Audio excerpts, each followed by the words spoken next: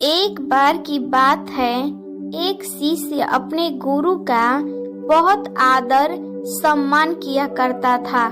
गुरु भी अपने इस शिष्य से बहुत स्नेह करते थे, लेकिन वह शिष्य अपने अध्ययन के प्रति आलसी और स्वभाव से दीर्घसूत्री था।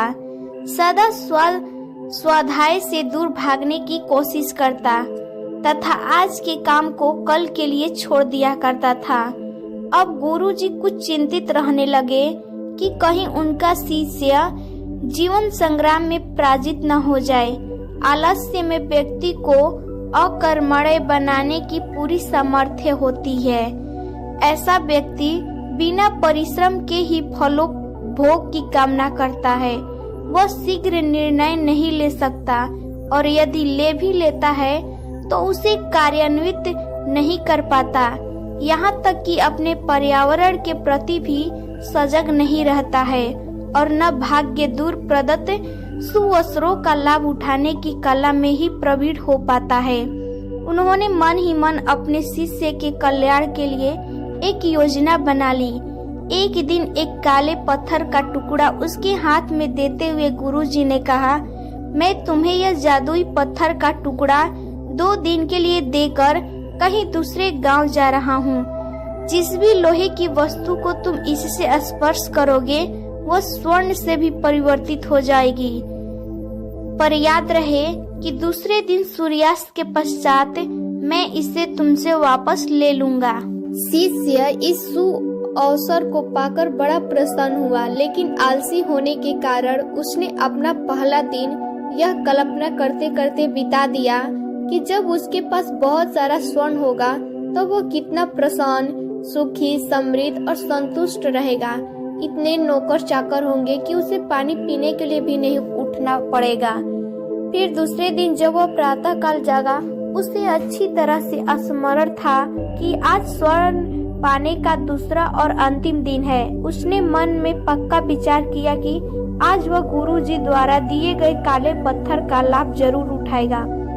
उसने निश्चय किया कि वह बाजार से लोहे के बड़े बड़े सामान खरीद कर लाएगा और उन्हें स्वर्ण में परिवर्तित कर देगा। दिन बीतता गया, पर वह इसी सोच में बैठा रहा कि अभी तो बहुत समय है, कभी भी बाजार जाकर सामान लेता आएगा। उसने सोचा कि अब तो दोपहर का भोजन करने के पश्चात ही सामान लेने को निकलूंगा, पर भोजन करने के बाद उसे विश्राम करने की आदत थी और उसने बजाय उठ के मेहनत करने के थोड़ी देर आराम करना उचित समझा। पर आलस्य से परिपूर्ण उसका शरीर नींद की गहराइयों में खो गया और जब वह उठा तो सूर्यास्त होने को था। अब वो जल्दी जल्दी बाजार की तरफ भागने लगा, पर रास्ते में ही उसे गुरुजी मिल गए। उनको देखते ही वह उनके चरणों में गिरकर उस जादुई पत्थर को एक दिन और अपने पास रखने के लिए याचना करने लगा, लेकिन गुरुजी नहीं माने और उस शिष्य का धनी होने का सपना चूर चूर हो गया। पर इस घटना की वजह से शिष्य को एक बहुत बड़ी सीख मिल गई।